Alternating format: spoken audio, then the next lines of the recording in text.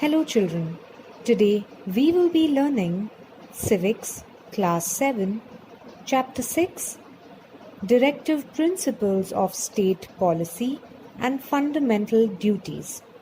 Let's begin.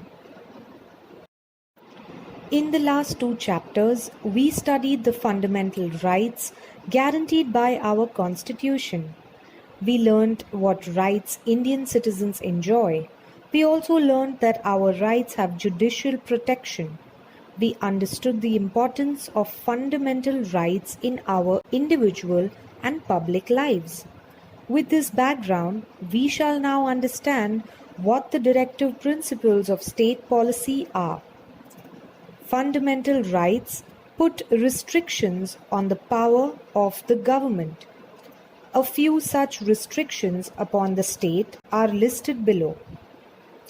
State shall not discriminate between and among citizens on the basis of caste, religion, race, language, or sex. State shall not deny anybody equality before the law and equal protection of the law. No person shall be deprived of his life.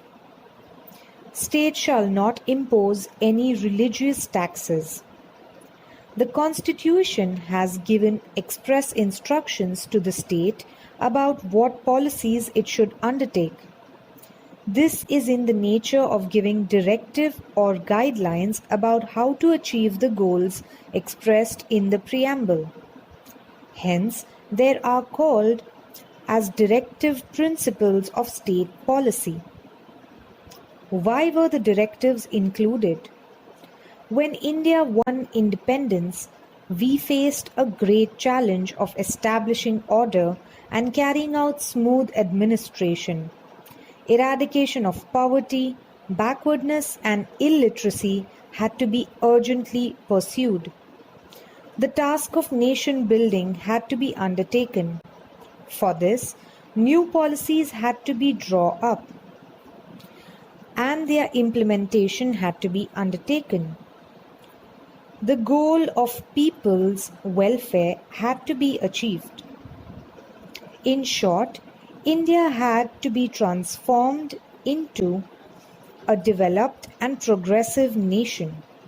The Constitution had specified the subjects to which the union and state government should give priority in their policies for people's welfare through the directive principles of state policy. Each directive contains a subject for the state policy. The makers of the Indian Constitution had realized that it would require a lot of resources if all these policies were to be implemented at the same time. That is the reason why they did not make the directives binding upon the state like the fundamental rights. They expected that states should implement them slowly and steadily. Some important directive principles of state policy. The state should secure adequate means of livelihood to all citizens without any gender discrimination. The state should secure equal pay for equal work for both men and women. The state should secure the improvement of public health. The state shall endeavor to protect and improve the environment and safeguard the forests and wildlife of the country. The state shall protect all monuments of historic interest and national importance. The state shall promote with special care the educational and economic interests of the weaker sections of the people, especially the scheduled castes and tribes. The state shall offer public assistance to citizens in cases of unemployment, old age, sickness, etc. The state shall secure a uniform civil code applicable to the entire country. Directive principles of state policy and fundamental rights are two sides of the same coin. Due to fundamental rights, citizens get the most needed liberty, while directive principles of state policy create an atmosphere conducive to the growth of democracy, even though we cannot go to the courts if a directive is not implemented by the government. We can put pressure on the government in various ways to make a policy in order to meet these goals. Fundamental duties. In a democracy, citizens have a dual responsibility.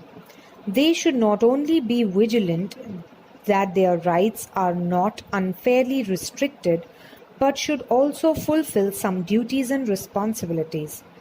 The Constitution has made several provisions through the fundamental rights and the directive principles of state policy for the people's welfare.